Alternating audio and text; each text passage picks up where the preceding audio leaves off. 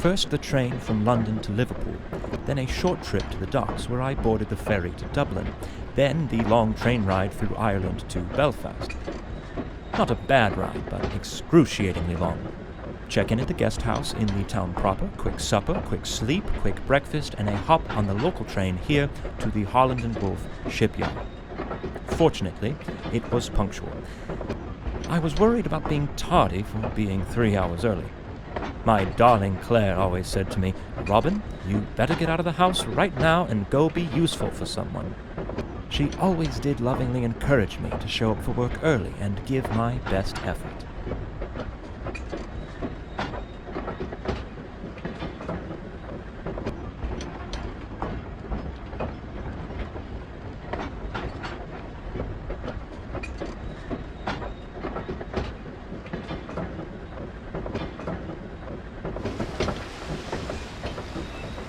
Titanic is likely no different from the Olympic.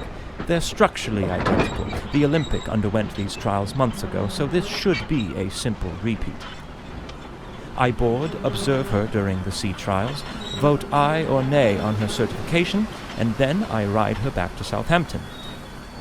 "Come on, Robin, you can't mess this one up," as Claire always told me.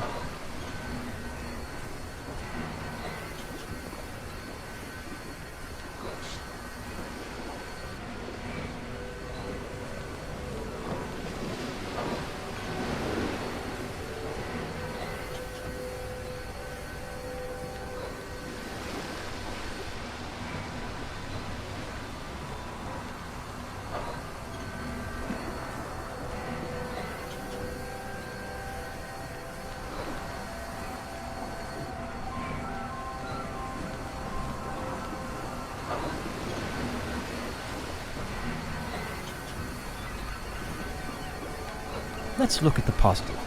The weather broke, and now I've been given the opportunity to board the Titanic advance of the trials. This gives me a bit of time to really admire the beauty of the ship before I have to scrutinize every last aspect of her functionality.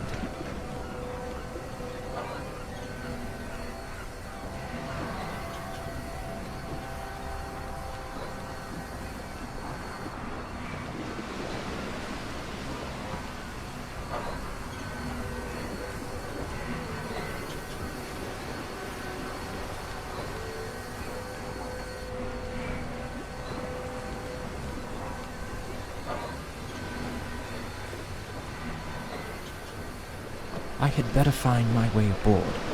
But I suppose there isn't reason for too much haste. No one else has even arrived yet, it seems. Plenty of time to explore, if I desire. I'm quite surprised by the amount of confidence the industry is placing into this ship. She's not even certified yet, and her first ticketed voyage is just a week from now. No room for failure on these trials, I suppose. It's like getting dressed up for a date when you haven't even begun your courtship yet. How do you know if you'll be rejected or not? I learned that one the hard way.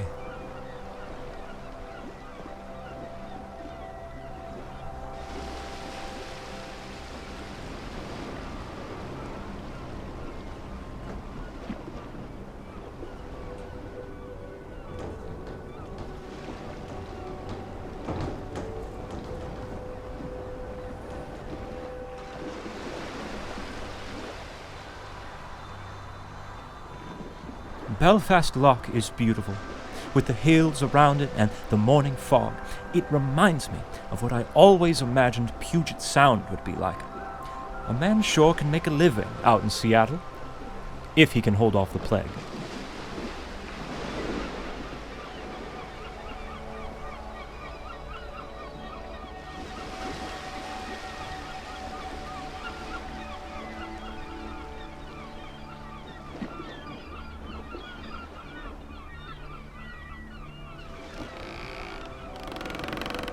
Reminds me of my childhood in Sheffield.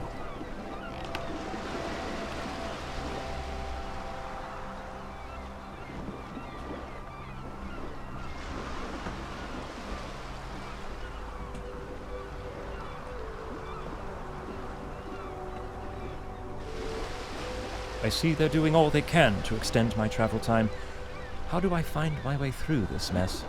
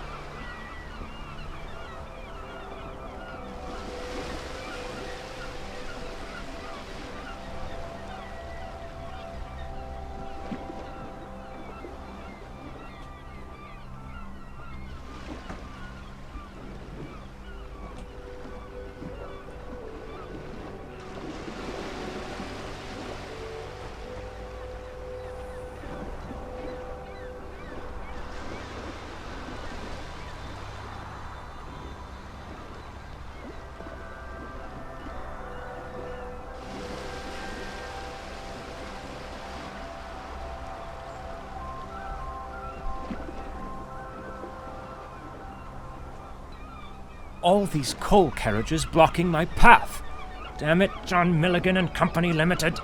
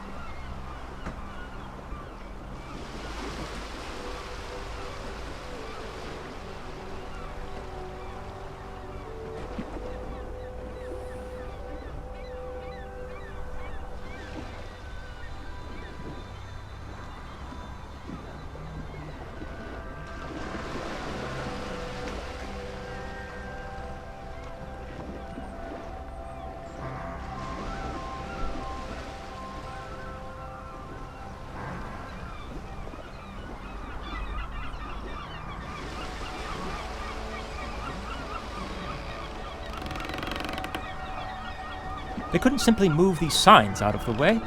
This vessel has triple screws. Yes, I feel the same way right now too, thank you.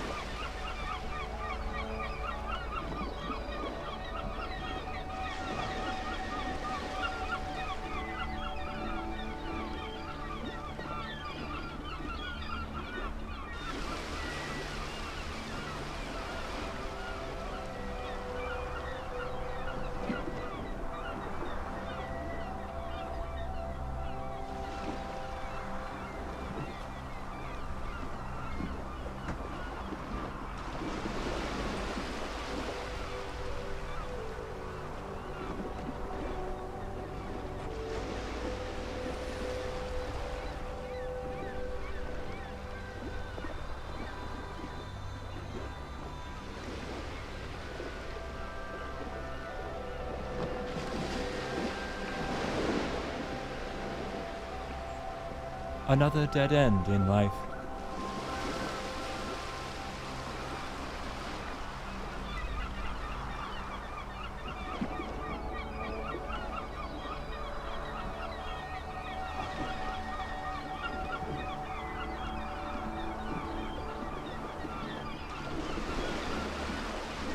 You just can't beat that train carriage arrangement.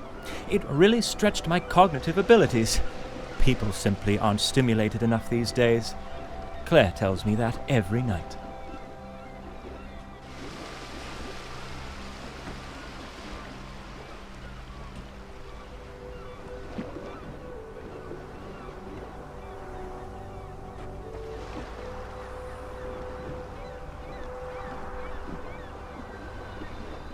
Since the aft gangway is blocked, I'll board here through the first class.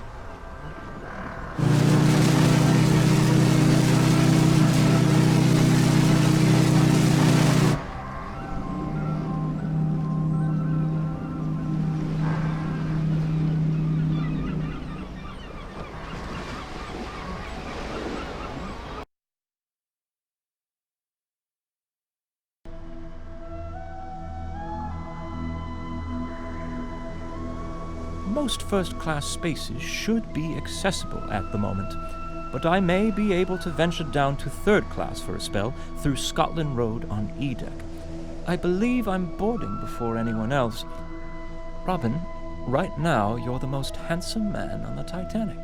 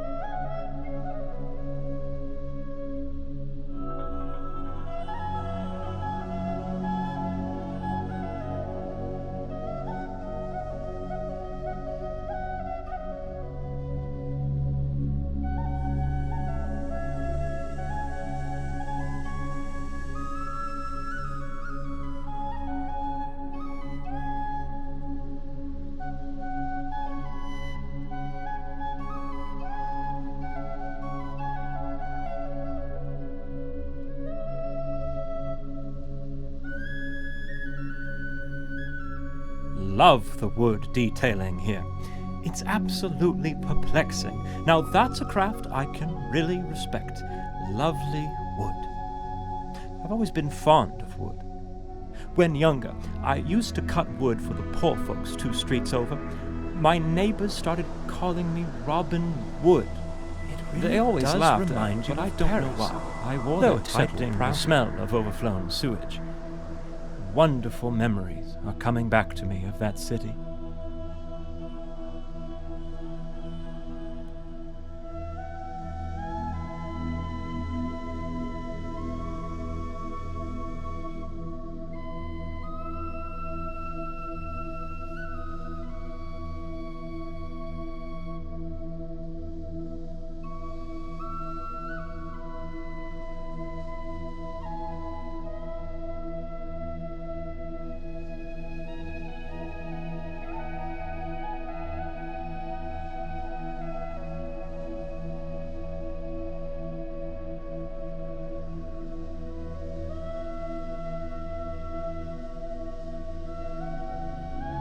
Odd that this room would have its tables already set.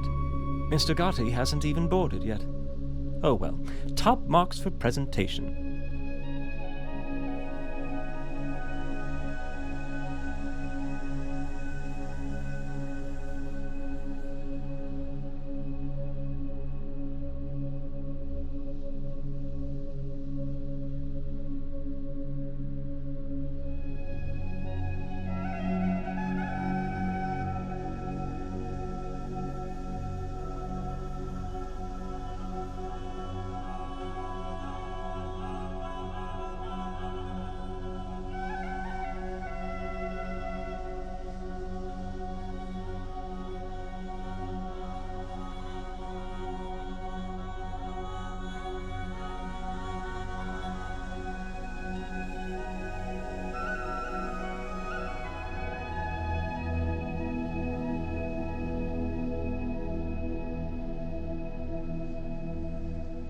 What a fine accommodation for the unwinding of the gentlemanly sort after a long day at sea.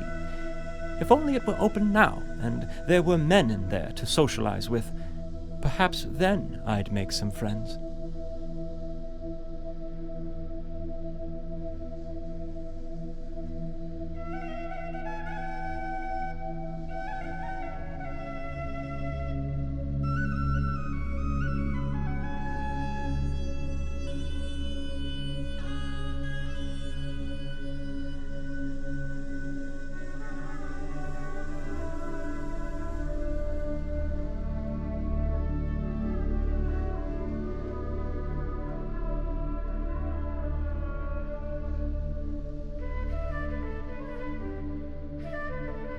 I suppose this won't be open anytime soon. A shame. I would enjoy nothing more than a cup of tea and to sit with a book in the lounge and, well, lounge.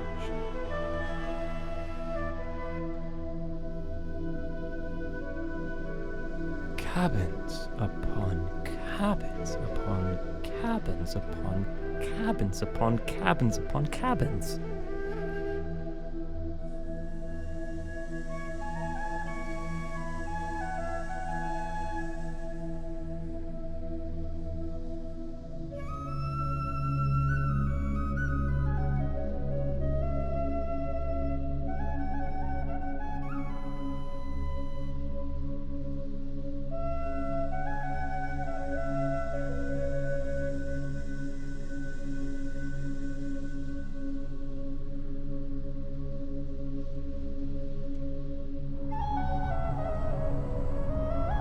This is glorious. You can near well see half the length of the ship in this corridor.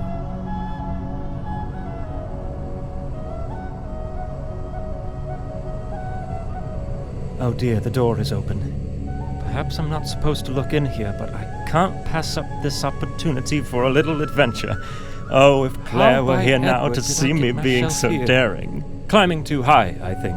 No, Robin, it's not your time to get your angel wings just yet. No, not just yet.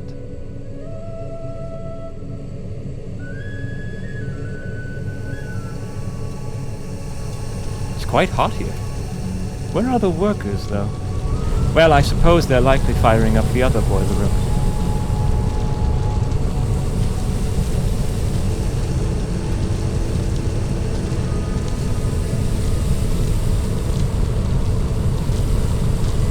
These machines are massive. 29 on board, propelling the ship through the water like an untamed beast. I anxiously await their performance during the sea trials shortly. Finally free and not held back from anything. No Mr. Tundry in sight. Just freedom.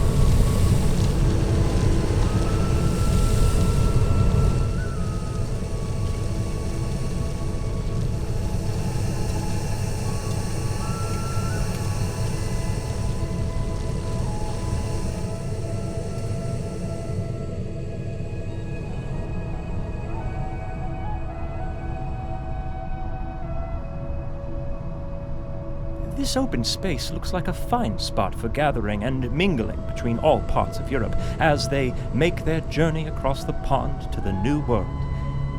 Perhaps a place on the West Coast, like Seattle.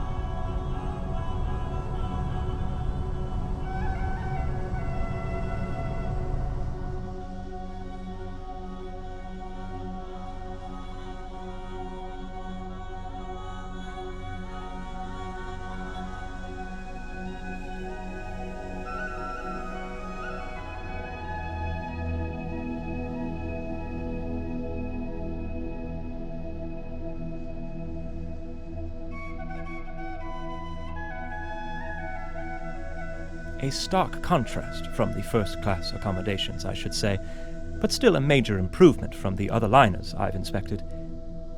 In all honesty, I envy these people in the lower class. The world is open to them. They move to America and build their future how they choose. They could be loggers, for example. But father wanted me to be a surveyor like he and his father. No logging for you, Robin. Now wash your ears.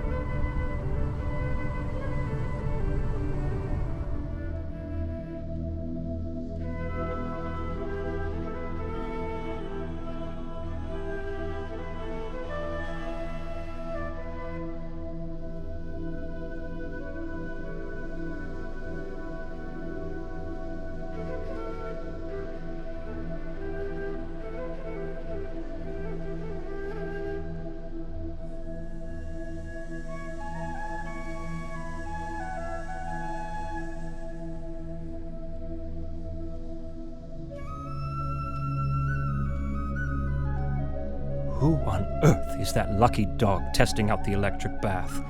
And I believe I see a sliver of the plunge bath as well. A nice Arabian motif with cooling colors as passengers relax after their time in the baths. But what a poor state these workers left it in.